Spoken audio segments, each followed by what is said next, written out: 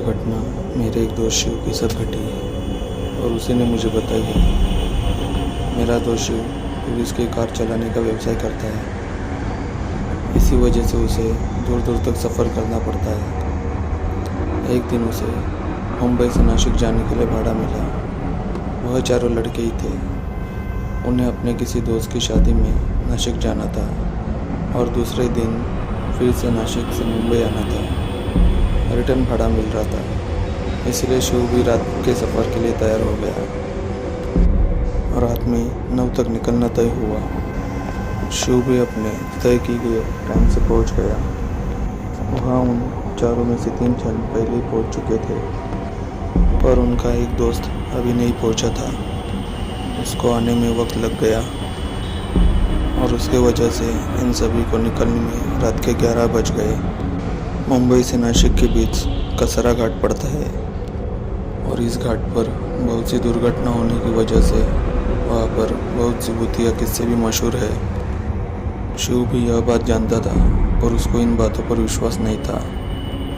वह लोग रात को 1:30 बजे के आसपास कसारा के पास पहुँचे। उन सभी को भूख लगी थी, तो शिव ने कार को एक ढाबे पर रोक दिया। वहाँ पर उन सभी ने खाना खाया और उनको वहाँ से निकलने में 2:30 बज गए। शिव ने ढाबे के बाजू में ही एक पंक्चर वाले से कार के टायर में हवा भरवा ली और उसे पैसे दिए। तो वह बोला, कहाँ जा रहे हो? शिव ने कहा, यही नासिक जाना है भाई।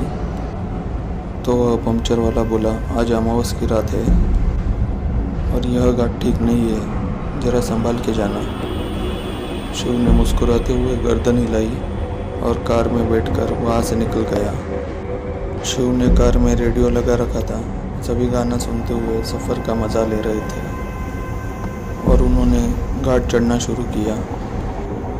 अमावस होने की वजह से पूरे रास्ते में अंधेरा था।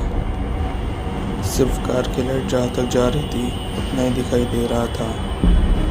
तभी उन चारों में से एक लड़का चिल्लाया, अरे भाई, सामने देखो। शिव ने सामने देखा तो एक औरत लाल साड़ी पहनकर रास्ते के बीच में खड़ी थी।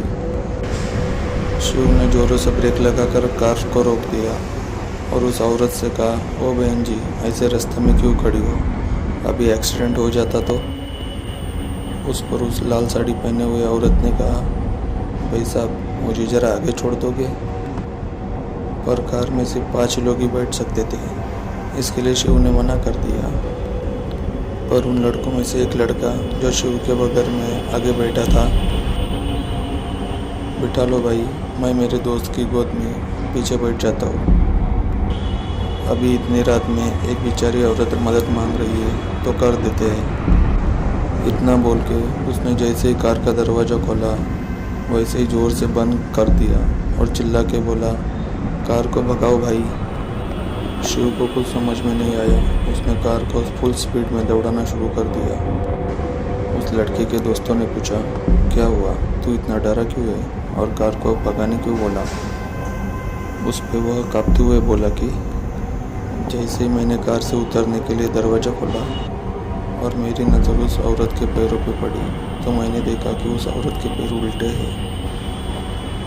यह बात सुनकर शिव समेत सारे दोस्त डर गए और जल्दी से जल्दी घाट से बाहर निकलने के लिए शिव को गाड़ी की स्पीड और बढ़ाने के लिए कहने लगे।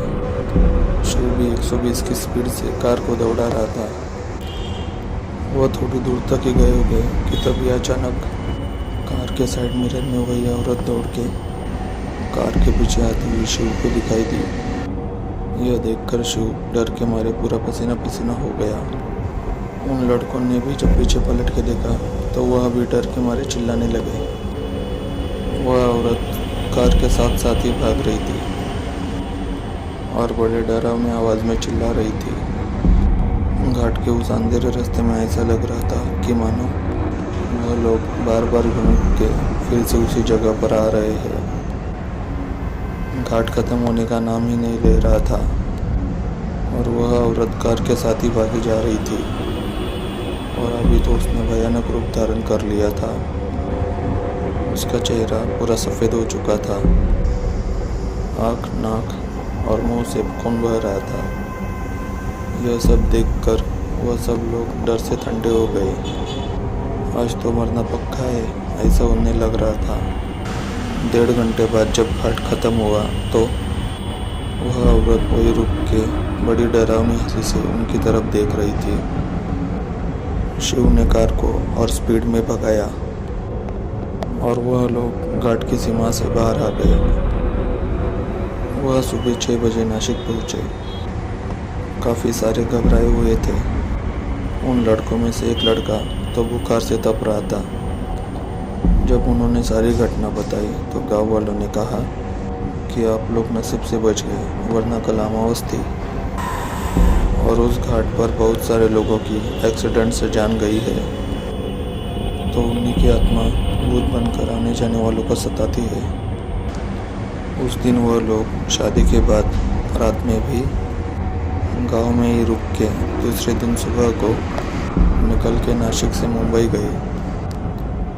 उस घटना के बाद से शिव ने रात में सफ़र करना छोड़ दिया है और अब शिव भी मानने लगा है कि भगवान है तो भूत भी है।